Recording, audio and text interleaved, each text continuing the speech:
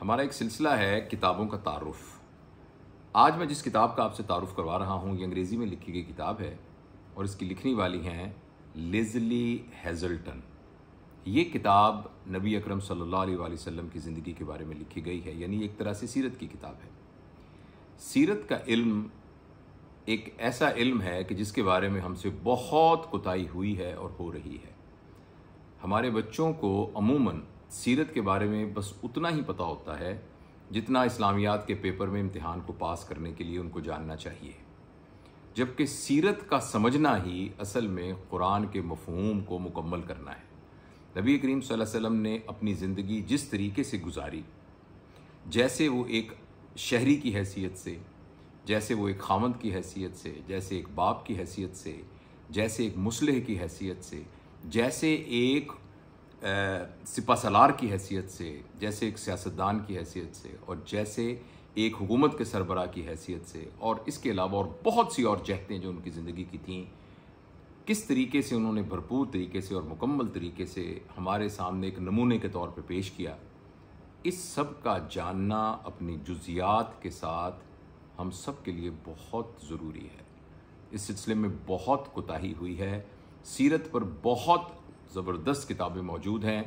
اور اس کا تفصیلی مطالعہ کرنا بہت ضروری ہے۔ میں جس کتاب کا ذکر کر رہا ہوں اس کتاب کا نام ہے دی فرسٹ مسلم، پہلا مسلمان۔ یہ نبی کریم صلی اللہ علیہ وسلم کو یہ کہہ کے بلایا گیا ہے۔ تو اس کتاب کی میرے خیال میں جو خاص بات ہے وہ یہ ہے کہ جب بھی ہم مسلم رائٹرز کی کتابیں پڑھتے ہیں اور وہ سیرت پر کتابیں ہوتی ہیں تو ان کے ساتھ ایک تقدس کا پہلو ہوتا ہے۔ ظاہر ہے ان کے دل میں نبی کریم صلی اللہ علیہ وسلم کا احترام، ان کے ساتھ ایک محبت اور عشق کی حد تک محبت، اس کا جذبہ اندر ہر مسلمان کے دل میں موجزن ہوتا ہے۔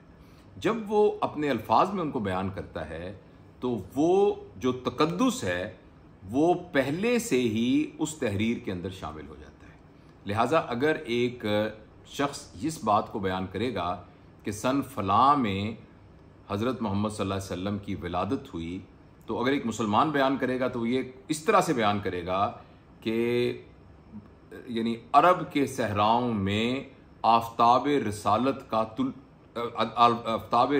طلوع ہوا، جس کی نور کی کرنوں سے پورا صحرا جگمگا اٹھا۔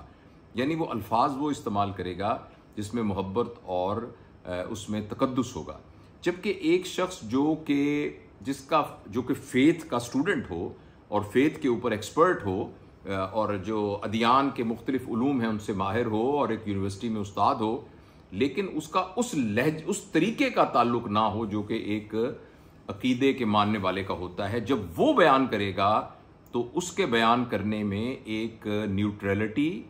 کا ایلیمنٹ ہوگا،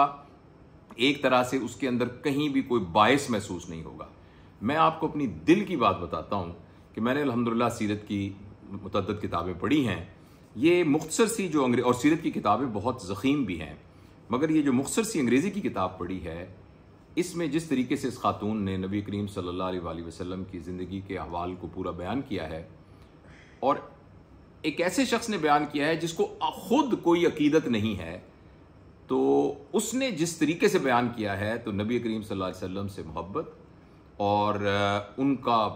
بہت عظیم ہونا اور ان کا جو ہے جو مقام ہے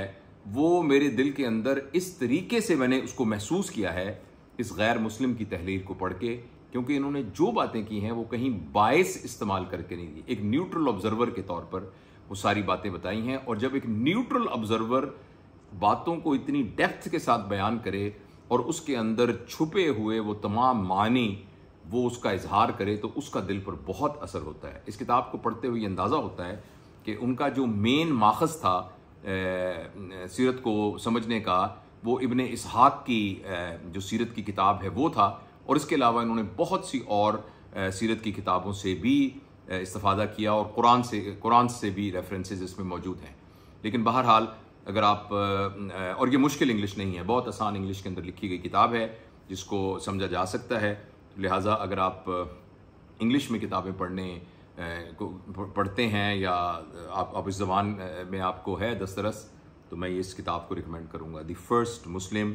دی اسٹوری آف محمد صلی اللہ علیہ وسلم، لیزلی ہیزلٹن کی کتاب ہے. مجھے یہ کتاب پڑھ کے اتنا اچھا لگا کہ میں نے یہ کتاب پہلے پڑھی تھی، پھر میں ایک دفعہ پھر اس کو دوبارہ پڑھ رہا ہوں، اور آپ کو بھی یہ کتاب بہت پسند آئے گی.